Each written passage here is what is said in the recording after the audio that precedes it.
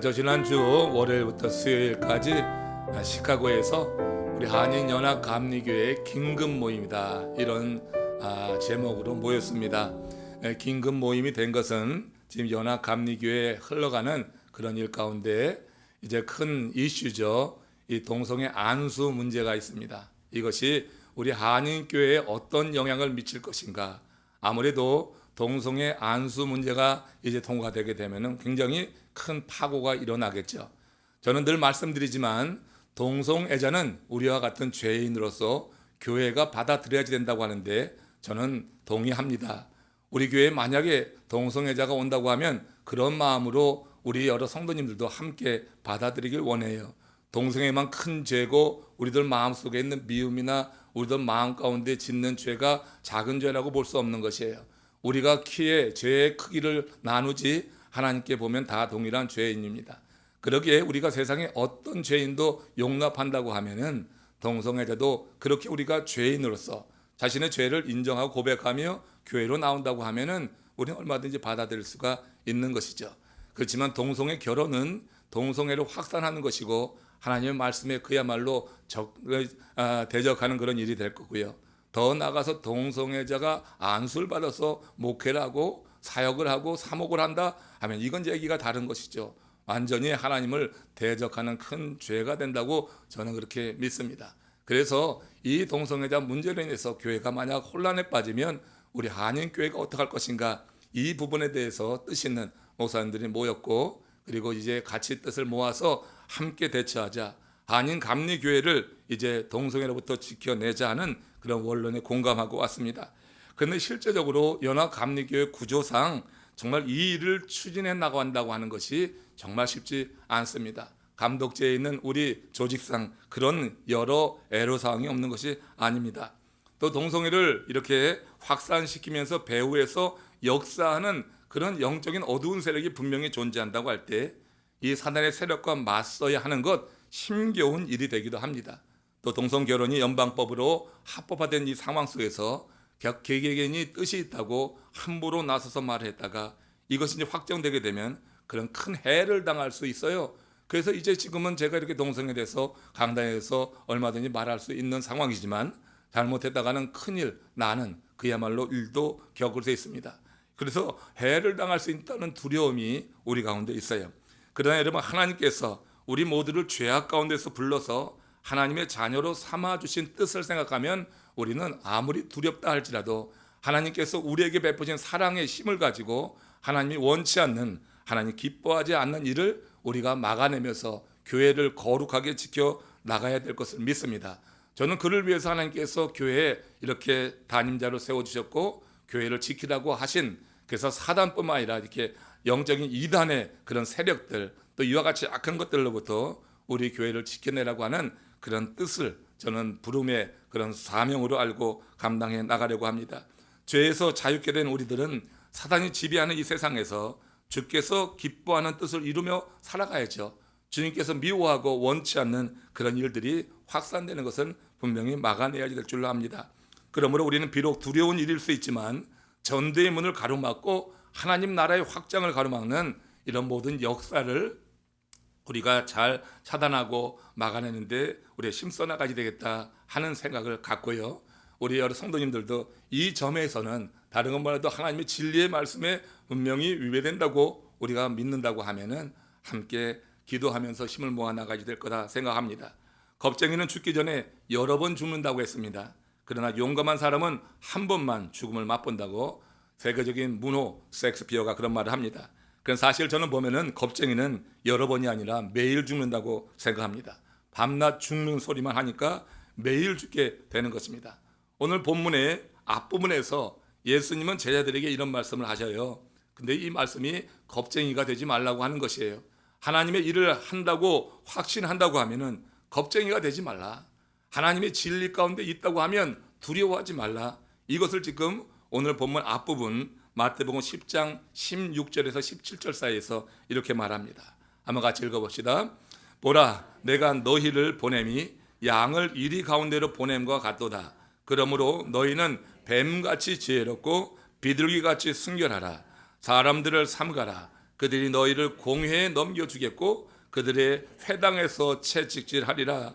자, 이 말씀은 주께서 제자들이 복음을 전파하는 그 과정에서 겪게 될 어려움을 내다보고 하신 말씀이죠. 내가 너희를 보냄이 양을 이리 가운데 보내는 것과 같도다.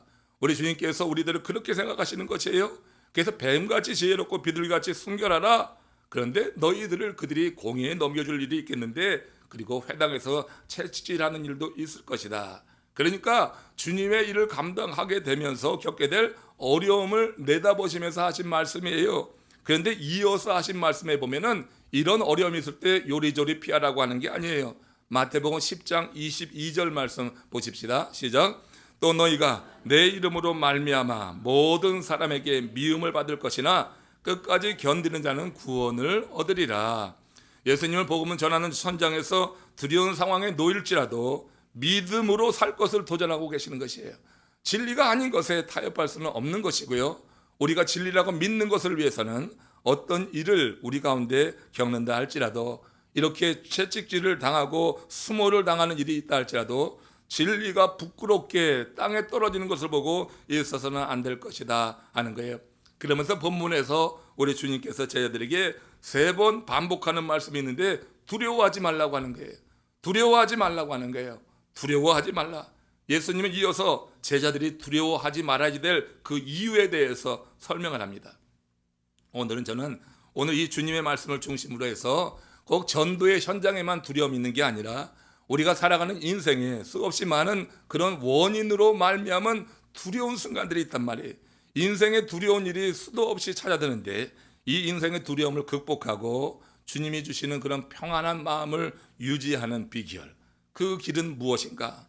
여러 종류의 인생의 두려움 가운데 우리가 지금 휘몰아쳐 살아가는 인생을 살아가고 있을 때, 이때 주님이 우리에게 주시는 그 평안의 비결을 같이 누려보기를 원합니다. 주시는 말씀에 귀를 기울이시고, 두렵습니까? 혹시 어떤 일로 인해서 무슨 일로 있든지 두렵습니까?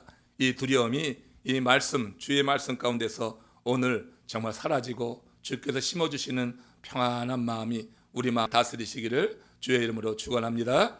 자, 먼저 무엇입니까? 그것은 진리를 붙잡고 그 안에 살라 하는 것이에요. 오늘 보면 마태복음 10장 26절 말씀입니다. 같이 읽습니다. 그런즉 그들을 두려워하지 말라. 감추인 것이 드러나지 않을 것이 없고 숨은 것이 알려지지 않을 것이 없느니라. 자, 이 말씀을 쉽게 풀이하면요, 이때까지 세상에 모르던 감추어지고 숨겨졌던 그 복음이 있는데, 이것이 하나님의 정하신 뜻에 따라서 하나님의 택한 종들을 통하여서 밝히 알려지고 전파되게 될 것이라고 하는 그런 의미가 돼요. 그렇기 때문에 하나님이 함께 하실 것을 믿고 전도 현장에서 겪게 될 핍박을 두려워하지 말고 그 일을 감당하라고 하는 것입니다. 하나님께서 지금까지 숨겨두셨습니다. 감추어두셨습니다. 그러나 하나님께서 이제 정하신 뜻에 따라서 주의 종들이 나가서 그 숨겨지고 감추었던 복음을 전파하게 될 때, 그 복음이 빛이 되어서 어둠 가운데 있었던 대적들이 이 복음을 전한 자들을 핍박한단 말이에요. 그러나 그런 핍박이 있다고 해서 두려워하지 말 것이라. 왜? 하나님께서 기뻐하시는 일이기 때문에. 하나님께서 지금까지는 감추어두고 하나님께서 드러나지 않게 하셨지만 이제 하나님의 주의 종들을 통하여서 드러내게 될 것이다. 그러니까 하나님께서 함께 하시고 하나님의 계획에 따라 이루어지는 것이기에 하나님이 함께 한다고는 믿음 속에서 그 일을 감당하거라 하는 것입니다. 시편 118편 6절 7절 이와 관련해서 우리에게 힘이 되는 말씀입니다. 같이 읽습니다. 여호와는 내 편이시라. 내가 두려워하지 아니하리니 사람이 내게 어찌할까? 여호와께서 내 편이 되사 나를 돕는 자들 중에 계시니 그러므로 나를 미워하는 자들에게 보응하시는 것을 내가 보리로다. 할렐루야. 여러분, 이 말씀이 힘이 되시기 바랍니다. 이 말씀이 굉장히 능력이 될 수 있는 것입니다. 여러분, 여호와 하나님이 내 편이라고 하는 믿음이 정말 있습니까? 여호와 하나님께서 여러분의 편이 되십니까? 남편 말고 여호와 하나님이 내 편이 되심을 믿으시기 바랍니다. 남편은 갖고 남의 편이 되더라고요. 그죠? 근데 여호와 하나님은 남의 편이 되는 법이 없는 거예요. 여호와 하나님은 언제나 우리 편인 줄로 믿습니다. 우리가 진리 가운데 이것이 하나님의 말씀이시구나 하는 것을 믿기만 하면 여호와 하나님은 언제나 내 편이 된다. 하나님이 내 편이 된다고 하는 것이 얼마나 여러분 행복하고 담대한 인생을 살게 하는지요. 저는 이 말씀을 너무너무 믿음으로 받습니다. 하나님은 언제나 제 편이에요. 제가 실수하고 제가 부족하고 제가 정말 엉터리 같은 일을 해도 우리 하나님은 제 편입니다. 할렐루야. 여러분, 하나님은 제 편이에요. 항상 제 편이었어요. 그 하나님 앞에 나올 때는 제가 여러분 얼마나 기쁨이 있는지 몰라요. 내가 기도하러 하나님 임재 속에 들어갈 때는 그런 능력을 얻어요. 가끔 세상 일로 이기소침해지고 마음 가운데 염려가 들어도 하나님께서 내 편이 되는 것을 믿으니까 이것이 여러분 우리에게 힘을 준다고 하는 거예요. 하나님은 우리 편이 되실 때 하나님은 우리를 돕는 자들을 모으신다. 그래서 여호와께서 내 편이 되사 나를 돕는 자들 중에 계시니 그랬어요. 나를 돕는 자들이 그냥 생기는 게 아니에요. 나를 돕는 자들이 하나님께서 몰아주시는 줄로 믿습니다. 하나님이 몰아주시니까 나를 돕는 자들이 생기는 거예요. 그러니까 하나님이 내 편이 되실 때 나를 돕는 자들을 하나님께서 몰아주셔서 그 몰아주시는 자들 가운데 같이 계시면서 그 몰아주시는 자들의 마음을 움직여서 하나님께서 눈에 보이지 않는데 어떻게 하나님께서 이 땅에 우리를 돕겠어요? 사람을 통하여서 일하신단 말이에요. 하나님께서 돕는 자들을 몰아주시고 돕는 자들 가운데 역사하시고 그들의 마음을 감동시켜서 우리로 하여금 완전하게 지켜질 수 있도록 하나님께서 이렇게 역사하신다고 하는 것이에요. 그러니까 여러분, 하나님이 내 편이 된다고 하는 거 이거 추상적인 얘기가 아니라고 하는 거예요. 지금 이 시인이 깨달은 것은 하나님은 영이시니까 보이지 않으니까 이렇게 추상적으로만 생각하는 게 아니라 하나님께서는 우리를 돕는 자들을 하나님께서 몰아주신다. 그래서 우리가 느끼게 하는 것이에요. 보게 하는 것이에요. 하나님께서 몰아주신 것으로 여기기 때문에 또한 감사케 하는 것이라고 하는 것입니다. 감사케. 그래서 하나님께서 나를 돕는 자들 중에 거하시면서 그들을 여러 개 움직여 나가실 때 나를 미워하는 자들에게 보응하시는 것을 내가 보리로다. 이 말씀이 그런 깊은 의미가 있네요. 그러니까 하나님이 내 편 되시는 이 삶이 여러분 믿음으로 고백될 수 있는 은혜가 임하시기를 축원합니다.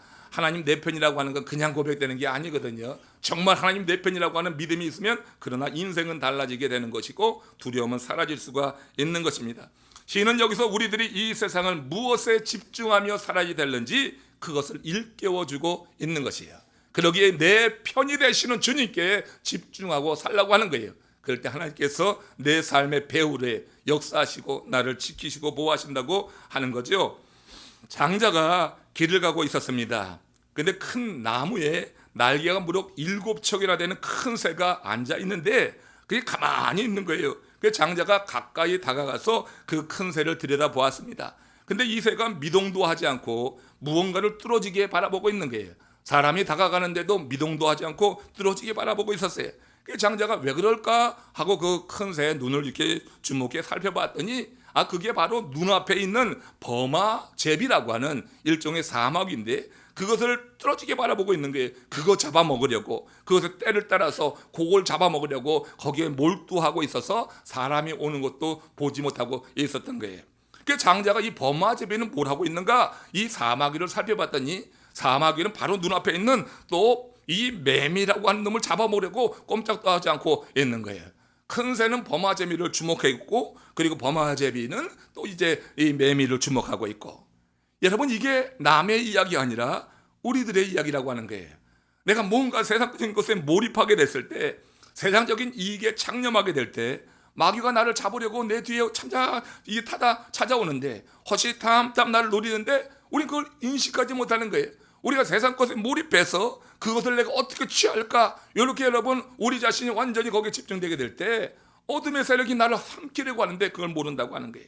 그러나 여러분 우리가 진리에 붙잡혀서 진리에 집중하게 될 때 진리이신 하나님은 우리의 배후에서 우리를 지키시는 줄로 믿습니다.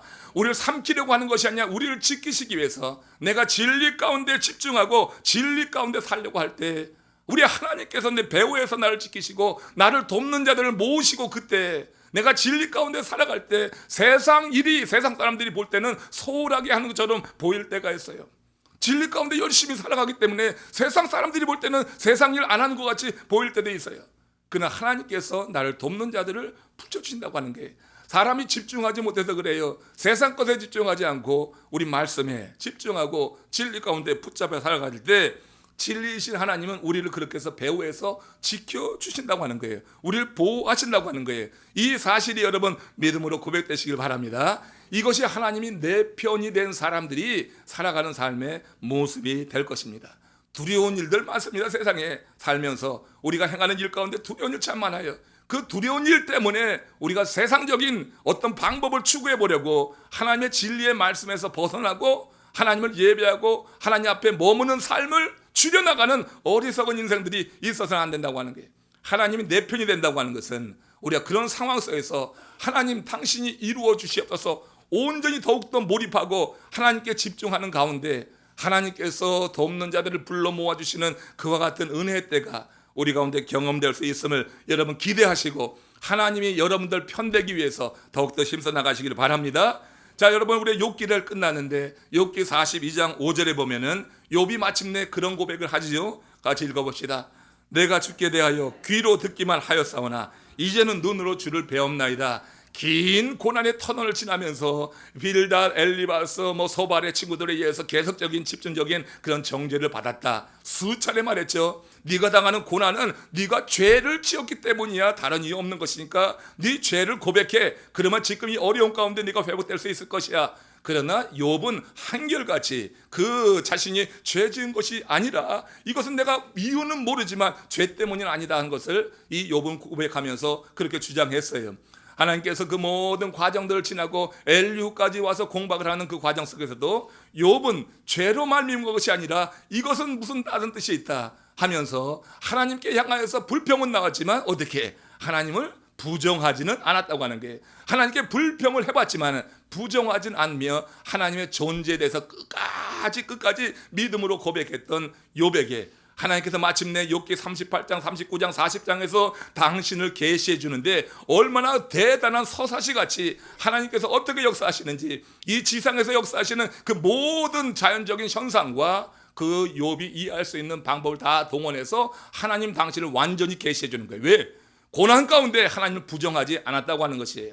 끝까지 하나님의 존재에 대해서는 그는 붙잡았다고 하는 거예요. 그런 욥에게 하나님께서 당신을 계시해 줄 때 이제 어떻게 해요? 욥이 이런 고백하는 거예요. 내가 주께 대하여 전에는 귀로 듣기만 하였사온데 이제는 눈으로 주를 배옵나이다. 하나님이 당신을 확 계시해 줄 때 이제 하나님의 전체 모습이 눈 안에 들어오는 경험을 하게 됐던 거예요. 욥은 진리이신 하나님을 이렇게 알고 하나님의 실체를 체험한 후에 하나님께만 집중하는 거지. 더욱더 하나님께만 집중해 나가는 게 그러자 이 욥이 인간적으로 따르기 정말로 어려웠던 하나님의 명령에 순종하게 되는 거예요. 그 인간적으로 따르기 정말 어려웠던 명령이 무엇인가? 이 명령에 따를 때 욥은 그 순간에 모든 공경에서 풀려나고 삶의 대반전을 이루는 그런 역사를 어제도 같이 보고 했잖아요. 다시 한번 어제 나오지 못하신 분이니까 한번 확인해 봅시다. 이 말씀이 너무 좋아서 그래요. 욥기 42장 10절 말씀입니다. 시작. 욥이 그의 친구들을 위하여 기도할 때 여호와께서 욥의 공경을 돌이키시고 여호와께서 욥에게 이전 모든 소유보다 갑절이나 주신지라. 그러니까 여러분 이 욥의 문제가 해결된 것, 욥의 공경이 돌이키게 된 것, 이건 어느 때예요? 하나의 때가 있죠. 욥이 그의 친구들을 위하여 기도할 때, 욥의 그의 친구들을 용서한다고 하는 것은 인간적으로 그야말로 죽으면 죽었지 하기 싫은 일이란 말이에요. 우리가 하기 싫은 일이 있는 거예요. 사람이 하기 싫은 일이 있어요. 그러나 하나님이 기뻐하시면 그 일을 하는 것이 우리가 하나님을 내 편으로 삼는 비결인 줄로 믿으시길 바랍니다. 하나님이 내 편이 되는 것은 내가 하고 싶은 일만 해서 되는 게 아니에요. 내가 정말 하기 싫은 일인데 하나님이 기뻐하시는 그 일을 내가 하게 될 때 하나님은 우리 편이 되신다고 하는 거예요. 지금 욥이 그 친구들을 위해서 용서한다? 이거 말도 안 되잖아요. 더 나가서 기도한다? 이거 더 그렇잖아요. 근데 하나님이 지금 욥이 이런 기도하지 않으면 그 친구들을 용서하지 않을 것이니 중보하며 기도하라고 하는 이 기도의 명령에 욥이 그 명령 따라서 친구들을 위해서 기도하는 거예요. 정말로 원치 않았지만 인간적으로 원치 않지만 그것을 하나님의 명령에 따라서 순종하면서 그 친구들을 위해서 용서하며 기도할 때 바로 이 포인트가 욥의 삶의 대반전이 이루어지는 포인트가 되었다. 욥의 공경을 하나님께서 물리쳐 주셨어요. 질병이 낫게 하시고 세상의 모든 꼬여졌던 문제들이 풀려지게 하시는 것은 바로 욥이 그 하나님의 명령에 따라서 기도할 때예요. 마음속에 꺼리는 것, 마음속에 불편한 그런 상대들을 위해서 혹시라도 하나님께서 그런 감동을 주실 때는 여러분 따라가시기를 바랍니다. 삶의 대반전은 거기서부터 이루어지는 것이다. 욥의 공경을 돌이키시고 여호와께서 욥에게 이전보다 모든 소유보다 갑절이나 주시니라. 잃어버린 것 이상을 주셨다고 하는 것, 바로 여기에서 있게 되는 것이에요. 그래서 욥이 완전히 하나님이 자기 편으로 이끌어드리는 이런 삶의 변화를 봅니다. 라틴 경언에 진리는 위대하고 진리는 승리한다는 말이 있는데 욥의 말이, 이 욥의 삶이 이 말을 증명하는 것입니다. 욥이 진리이신 하나님을 알고 집중하자 하나님이 그에게 관계 회복, 물질의 회복을 주신 것이죠. 이처럼 우리도 진리를 붙잡고 산다면 아무리 어려운 일이 가로막는다 해도 반드시 승리하게 될 것이에요. 진리 가운데 있을 때 하나님께서 역사하시기 때문이라고 하는 것입니다. 그렇지 않고 우리가 다른 데 눈길이 가고 할 때는 우리가 참 어렵고 어떤 때는 수치스러운 일도 경험할 수 있다고 하는 거예요. 21세기 한국을 대표할 백인에 선정된 사람이 있습니다. 원동현이라고 하는 박사님입니다. 이분이 한번 이런 고백을 한 적이 있어요. 한번 사진 올려주세요. 원 박사의 아들이 중학교 2학년 무렵이었습니다. 그가 아들에게 넌 커서 뭐가 되고 싶냐? 이렇게 물었다는 거예요. 그런데 아들로부터 돌아온 대답이 기막힌 것이었습니다. 되고 싶은 것은 없습니다. 근데 되고 싶지 않은 것이 하나 있는데 그것이 바로 아빠 같은 사람입니다. 여러분, 그 아들의 말에 충격을 받는 거죠. 조용히 자신의 삶을 반성하며 하나님께 나갔다고 했습니다. 그렇게 기도하다 보니 자신이 그동안 연구에만 몰두하느라 아이와 함께한 시간이 없었고 또 하나님의 말씀 안에 서지도 못한 사실이 그렇게 크게 부각됐다고 하는 거예요. 아들의 입술을 통하여서 자신의 허물을 들추어내신 하나님 앞에 이 원 박사가 바로 서게 되면서 회개를 이루게 됩니다. 원 박사는 아들을 통해서 자신의 삶을 되돌아보며 기도하는 중에 하나님께 교육의 비전을 받았다고 하는 거예요. 그리고 그 비전에 따라서 중하위권 학생들을 위한 대안학교를 설립했는데 이것이 원인이 되어서 한국을 대표하는 백인에 선정되는 영예를 누리게 되었다고 하는 것입니다. 어린아이의 입술을 통하여서도 하나님은 우리에게 가끔 우리가 어떤 길에 서 있는지 우리에게 바로 잡아주시고 우리를 이끌어주시는 그런 은혜를 베푸실 때가 있어요. 그것은 은혜입니다. 수치요 모욕이요 부끄러움이 아니라 바로 그것이 은혜라고 하는 거예요. 내가 죄 가운데 있을 때, 진리에서 벗어나 있을 때, 그럴 때 어린 아이 소자의 입술을 통해서도 하나님께서 우리에게 이렇게 깨우침을 준다고 하면 그것은 여러분 은혜입니다. 그때 나가서 기도하고 하나님의 지시를 받는 것이 옳은, 그야말로 두렵지 않은 하나님의 평안 가운데 살아가는 비결임을 믿으시기를 바랍니다. 두 번째, 우리가 하나님의 은혜 아래서 인생을 두려움을 물리치고 평안 가운데 살려고 하면은 마태복음 10장 28절 말씀 우리 묵상해 봅시다. 시작. 몸은 죽어도 영혼은 능히 죽이지 못하는 자들을 두려워하지 말고 오직 몸과 영혼을 능히 지옥에 멸하실 수 있는 이를 두려워하라. 사람이 사람의 육체를 해칠 수 없어요. 그러나 해칠 수 있어요. 그렇지만 그 영혼에는 손을 댈 수가 없습니다. 사람이 사람의 몸을 옥에 가둘 수는 있지만 그 영혼을 구속시킬 수는 없는 것입니다. 영혼은 하나님께 속한 것이기 때문에 그래요. 그러므로 우리가 두려워해야 될 대상, 그것은 오직 하나님이시라고 하는 것입니다. 우리가 하나님을 진정으로 두려워한다면 세상에 두려워할 일은 존재하지 않는다. 이건 저희 믿음이고 많은 믿음의 사람들의 믿음이에요. 내가 하나님을 진정 두려워한다고 하면 하나님이 내가 세상에서 두려워할 일들을 막아주시는 거예요. 두려워할 일들이 두렵게 느껴지지 않는 은혜를 내게 주시는 줄로 믿습니다. 내가 하나님을 경외하고 내가 하나님을 진정으로 두려워할 때 그래서 세상에는 두려워할 일이 없다고 하는 거예요. 그러므로 우리는 항상 주님을 경외하는 삶을 그 무엇보다 삶의 중심에 놓고 살아야 되겠다. 근데 영적으로 훈련되지 않으면 사람들은 난제에 부딪히게 되면 무조건 피하는 경향이 있어요. 두렵기 때문에. 근데 그들은 문제 해결에 뒤따르는 고통을 두려워한 나머지 문제 자체를 외면해 버리는 건데 그렇다고 문제가 해결됩니까? 그렇지 않거든요. 보지 않는다고 문제가 없는 게 아니에요. 눈을 감아버린다고 문제가 사라지는 것이 아니라 그 문제는 나중에 눈 떴을 때 더 크게 더 가까이 와서 있는 것을 보게 되는 거예요. 칼 융은 사람들의 그런 삶의 태도가 극단적으로 가면 신경질환을 일으킨다고 주장하면서 이런 말을 했습니다. 신경질환은 그것이 정신분열이든 정신쇠약이든 어떤 것이든지 정당한 고통을 회피한 대가이다. 문제가 오면은 우리가 맞서지 않고 피하면은 정당한 고통을 회피한 거예요. 그런 나중에 가서는 그게 더 큰 문제로 경험되면서 이렇게 우리에게 신경질환의 문제를 일으키면서 삶을 고통 가운데 빠져들게 한다고 하는 거예요. 하나님을 경외하는 믿음을 가진 좋은 신자라고 하면 인생의 난제를 만날 때 고통을 느끼지 않는 것은 아닙니다. 그러나 그 고통을 가지고 하나님께 나가서 풀어놓을 수 있는 믿음의 사람인 것이에요. 하나님, 이 일을 해결하기 위해서 내가 내 편에서 내가 할 일을 하겠습니다. 그러니 알려주십시오. 예, 저는 그 일을 하겠으니 하나님은 하나님 편에서 당신의 일을 하옵소서. 이렇게 하나님께 기도할 수 있는 사람, 여호와 하나님을 경외하는 사람이에요. 이사야서 58장 9절에 보면요, 이런 말씀이 있습니다. 같이 읽습니다. 내가 부를 때에는 나 여호와가 응답하겠고 내가 부르짖을 때에는 말하기를 내가 여기 있다 하리라. 인생의 난제 앞에 하나님께 부르짖으면 하나님은 내가 여기 있다 하리라. 하나님의 임재가 경험되면서 그 인생의 난제로 인한 두려움을 하나님께서 물리쳐 주시고 하나님의 임재가 경험되는 사람에게 나타나는 특징, 그 심령의 평안이 그때 기울인다고 하는 거예요. 안내의 일기라고 하는 유명한 작품 아시죠? 유태인 소녀 안내가 나치의 핍박을 피해서 가족들과 함께 암스테르담 운하 옆 어느 4층 집에 숨어 있을 때입니다. 여기저기 뒤지는 독일 친위대의 발자국 소리에 숨죽이면서 지내면서 적은 일기, 이게 안내 일기죠. 안내 일기에 있는 대목입니다. 그렇지만 하늘을 우러러보면 모든 것은 정상으로 돌아가고 이 잔악함도 끝나고 평화와 정적이 세계에 깃들일 것을 나는 믿고 있다.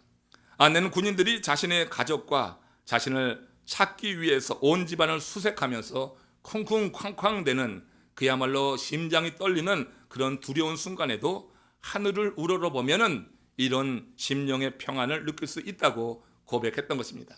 하나님을 경외한다고 하는 것 이겁니다. 하나님을 두려워한다고 하는 것이 이것입니다. 내가 하나님을 진정으로 두려워할 때 하나님은 내가 세상에서 느끼는 그 두려움을 오히려 물리치시고 내 마음 가운데 이런 평강을 주실 줄로 믿습니다. 이것은 믿음의 사람들의 한결같은 고백인 것입니다. 사망의 음침한 골짜기를 지난다 할지라도 그때도 평안했던 것이 다윗이었어요. 여호와 하나님께서 함께 하시기 때문이라. 그러니까 하나님이 그 자리에 있는 것을 내가 믿는다. 여호와 하나님의 부를 때 내가 여기 있다 하리라. 네가 부르짖을 때 내가 말하기를 나는 여기 있다. 네가 부르는 그 삶의 현장에 내가 있다고 하는 것이 고백되는 거예요. 그러면서 두려움의 그 원인을 주님께서 막으시고 대신 주님이 함께 하심으로 말미암은 심령의 평안을 주신다고 하는 것. 그래서 두렵지 않게 하신다고 하는 것. 여러분 우리도 한번 경험할 수 있기를 주님의 이름으로 축원합니다. 끝으로 우리가 마태복음 10장 29절 31절에 보면은 하나님의 도우심을 확신하라고 하는 게 마지막으로 결론적으로 하는 얘기입니다. 시작. 참새 2마리가 한 아사리에 팔리지 않느냐. 그러나 너희 아버지께서 허락하지 아니하시면 그 하나도 땅에 떨어지지 아니하리라. 너희에게는 머리털까지 다 세신 바 되었나니 두려워하지 말라. 너희는 많은 참새보다 귀하니라. 성경에는요 하나님이 여러 가지 모습으로 다양한 모습으로 그려지고 있죠. 하나님은 하나의 정형화된 모습이 아니라 여러 가지 모습으로, 왜냐하면 사람들이 살아가는 삶의 환경이 다양하기 때문에 그 다양한 환경 속에서 그려진 하나님의 모습이 그렇게 다양하게 펼쳐져서 나타나는 것입니다.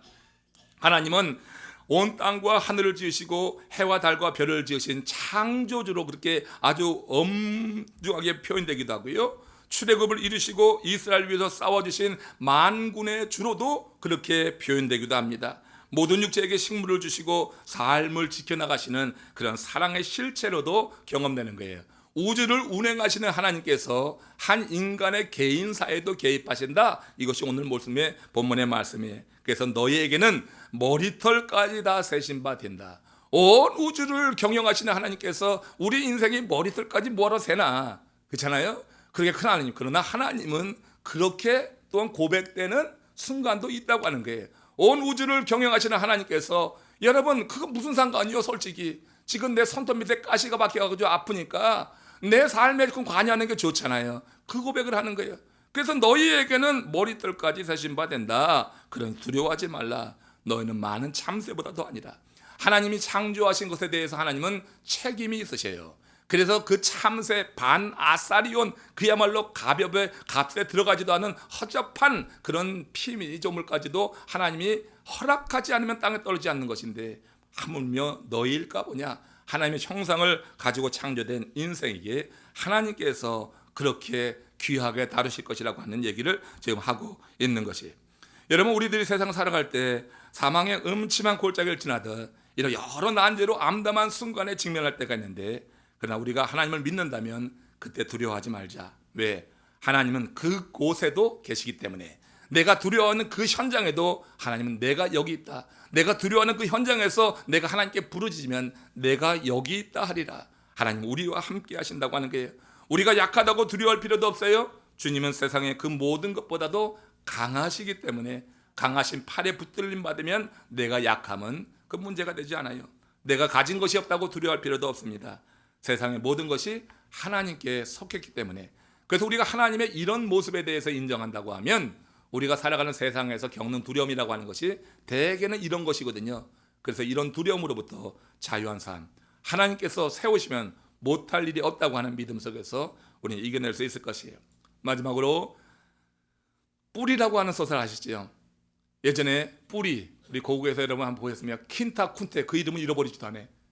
아세요 여러분도 혹시? 굉장히 감명 깊게 본 그런 드라마입니다. 이 뿔이라고 하는 유명한 소설을 쓴 알렉스 헤일리의 얘기입니다. 그분의 사무실에 아주 흥미로운 그림이 하나 걸려 있는 것입니다. 거북이가 높은 펜스 위에 올라가 있는 그림이에요.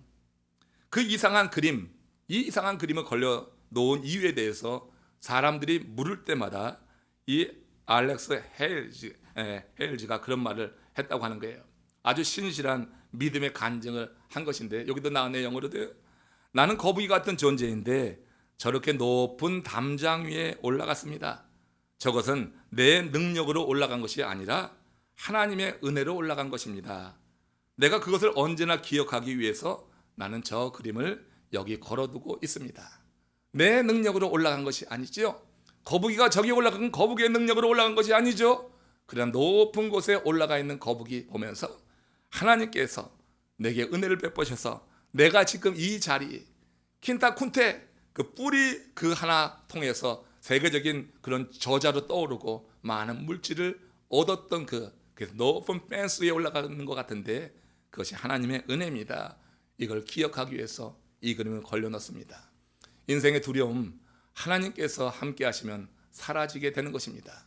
내가 있는 높은 자리에서 어느 때는 떨어질 것 같고 두렵지만 하나님이 함께 하시면 그 자리를 지킬 수 있도록 도우시는 분, 능력 있으신 분, 그분이 여러분의 하나님이 되시길, 여러분의 편이 되시기를 주의 이름으로 축원합니다.